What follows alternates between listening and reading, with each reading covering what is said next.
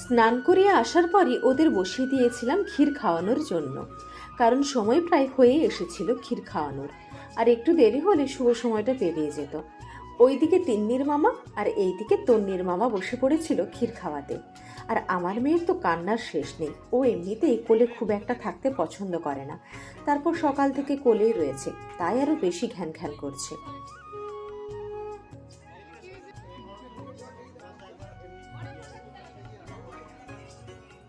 ক্ষীর খাওয়ানোর পর ওদের সামনে বই, কলম, টাকা, খেলনা এই সব কিছু একটা থালাতে সাজিয়ে ওদের সামনে ধরা হয়। ওরা এবার কি ধরে সেটা দেখা যাক।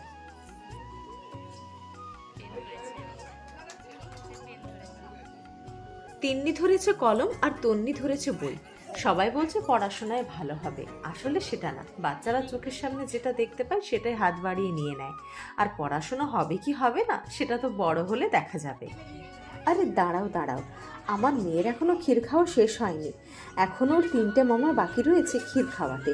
এই দেখো, ওর 3 মামা বসে পড়েছে ক্ষীর খাওয়ানোর জন্য। দেখো ও কত কাঁদছে।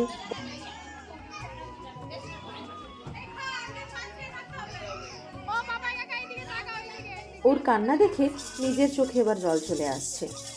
ব্যাস, মেয়ের ক্ষীর খাওয়া কমপ্লিট।